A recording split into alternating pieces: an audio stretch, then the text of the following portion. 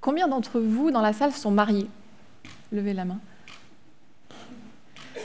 Et alors parmi vous, combien ont offert ou reçu une bague de fiançailles avec un diamant dessus? Petit diamant, gros diamant? Quelques-uns quand même. Est-ce que vous savez d'où vient le diamant qui est sur la bague? Dans quelle main il est passé? Un peu quand même, pas tous. En fait, c'est pas étonnant que tout le monde ne sache pas, parce que le marché des diamants, c'est un marché très opaque, avec de nombreux acteurs, et dans les dernières décennies, de nombreuses affaires de diamants de sang, qui ont été assez sordides d'ailleurs. Et on peut se demander pourquoi finalement ce marché est assez opaque. On pourrait se dire, finalement, c'est simple de tracer les diamants. Il suffirait d'avoir une grosse base de données, un gros fichier Excel où on répertorie les diamants et où on suit exactement où ils passent, dans quelles mains ils sont. Sauf que voilà, la question c'est qui s'en charge? Qui possède ce fichier? Qui possède cette base de données? Et là, ceux qui sont responsables des mines de diamants vont dire bah, c'est nous qui extrayons les diamants, c'est nous qui savons où ils sont, d'où ils viennent. Et puis les diamantaires vont dire non, c'est nous qui les taillons, c'est nous qui savons à qui on les vend. Les assureurs vont dire non, c'est nous qui les assurons, donc on a besoin de savoir ce qui se passe. Et puis évidemment, Interpol va arriver et va dire nous aussi, on veut un accès à cette base de données, on veut savoir exactement ce qui s'y trame. Et c'est là qu'arrive, depuis quelques années, une start-up qui s'appelle Everledger et qui a construit un registre distribué pour assurer une meilleure traçabilité des diamants. Et ce registre distribué, il est partagé entre différentes entités, Interpol, les assureurs, les diamantaires, qui ont tous des droits d'accès, des droits de validation bien spécifiques à cette base de données de traçabilité des diamants. Alors comment c'est possible? Ce n'est pas Everledger qui centralise toutes ces données. En fait, Everledger utilise une technologie qui s'appelle la blockchain. La blockchain, qu'est-ce que c'est? Beaucoup d'entre vous en ont sûrement entendu parler dans des articles, dans les médias. La blockchain, c'est tout simplement une base de données qui est structurée en blocs. Alors cette base de données, elle regroupe des transactions, elle regroupe des faits. Ces faits sont regroupés dans des blocs, c'est pour ça qu'on appelle ça une chaîne de blocs, une blockchain. Et ces blocs sont rangés par ordre chronologique. Le premier bloc, c'est celui qui a été créé en premier dans la base de données. Et le dernier bloc, c'est celui qui a été ajouté il y a quelques secondes, quelques minutes ou quelques heures. Cette base de données, elle est transparente entre tous les acteurs qui la partagent. Et surtout, elle n'est pas stockée sur un serveur central, comme le sont les bases de données habituellement, mais elle est stockée sur un grand nombre de serveurs, ou en tout cas au moins sur plusieurs serveurs, qu'on appelle les nœuds du réseau.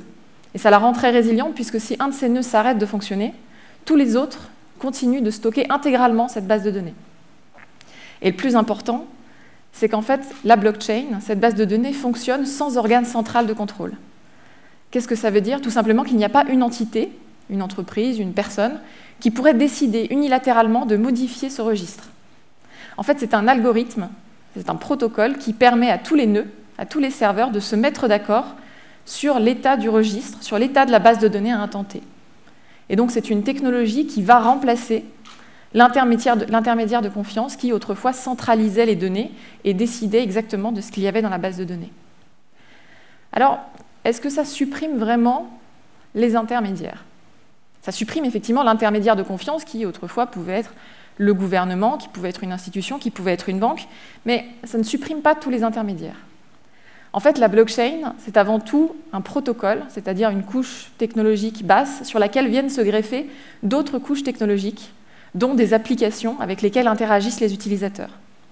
Pour faire un parallèle tout simple, le protocole qui fait fonctionner Internet aujourd'hui, c'est le protocole TCP/IP.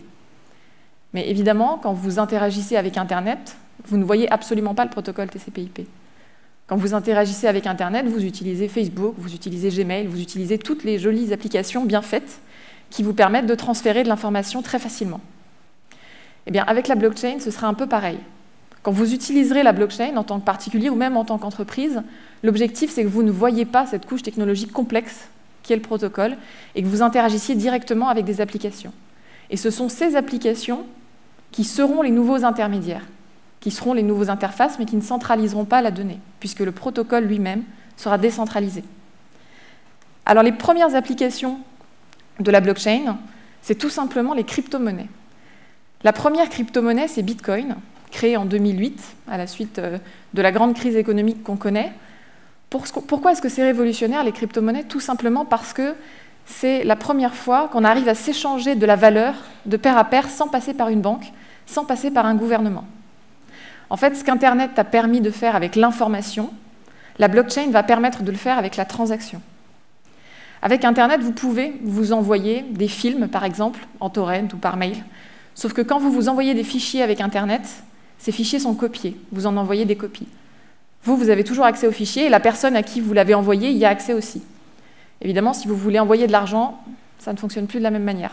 Si vous envoyez 20 € et que vous avez toujours les 20 €, ça tue un peu tout le concept de l'argent. Et donc, avec les crypto-monnaies, on arrive pour la première fois à faire ça en pair à pair directement, sans passer par les banques qu'on utilise habituellement.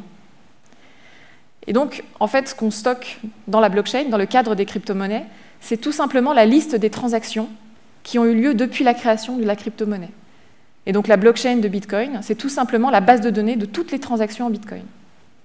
Et lorsque je veux effectuer une transaction en Bitcoin, lorsque je veux envoyer des Bitcoins à quelqu'un, tous les nœuds du réseau peuvent vérifier que j'ai assez de Bitcoin pour en envoyer, puisqu'ils ont tous accès au registre qui regroupe toutes les transactions.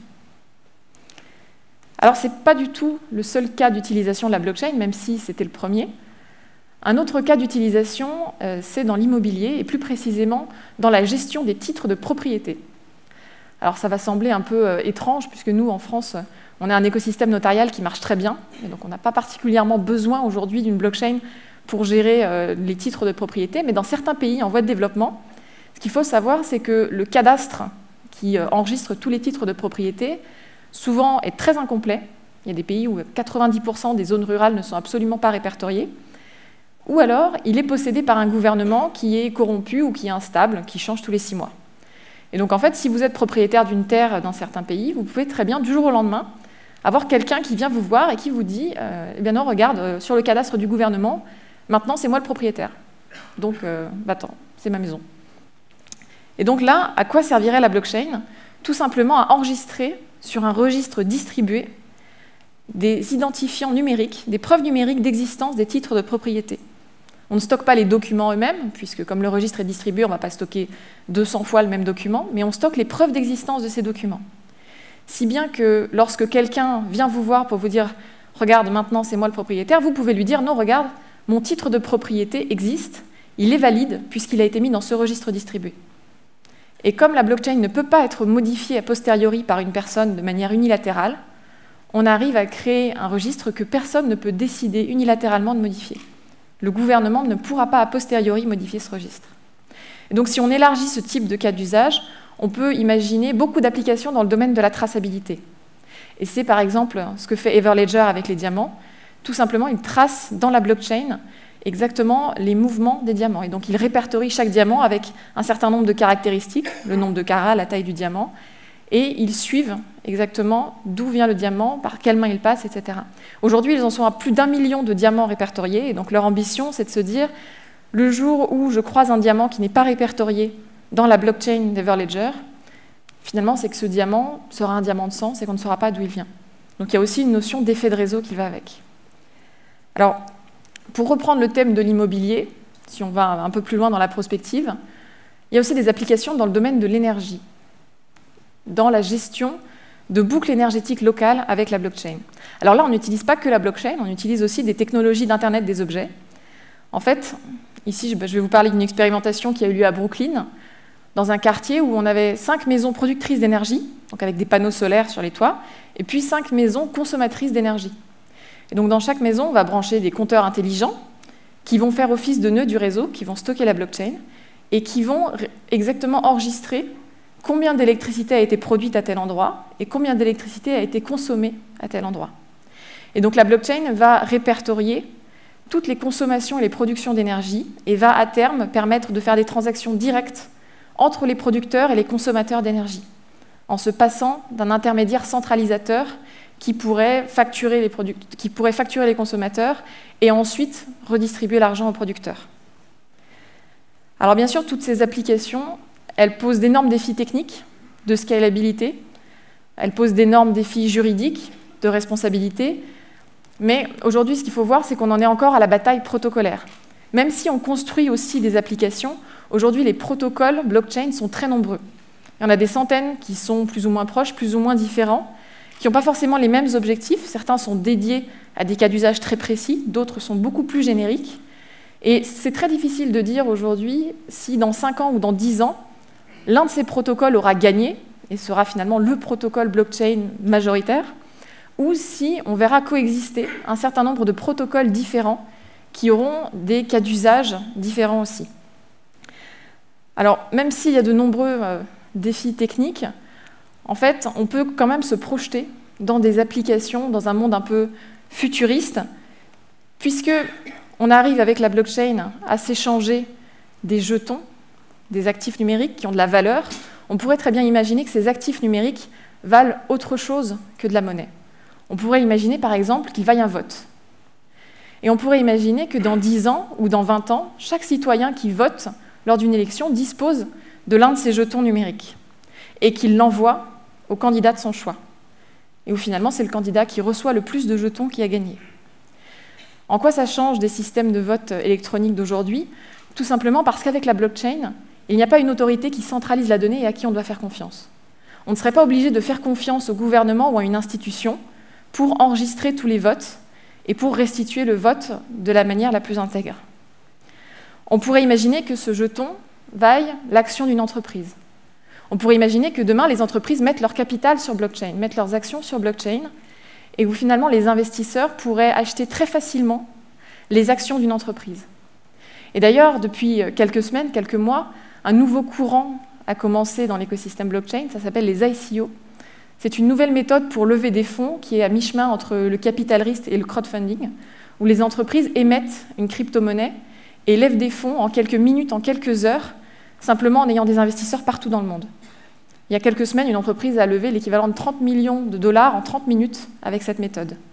Et l'avenir, ce serait non pas que l'entreprise crée une crypto-monnaie ou un crypto-jeton, mais tout simplement symbolise directement ses actions via ces jetons. En allant encore plus loin, on peut même imaginer un monde où les objets possèdent ces jetons, où finalement ce ne serait plus nous qui interagisserions avec les objets, mais où les objets seraient capables d'interagir avec nous et d'interagir entre eux.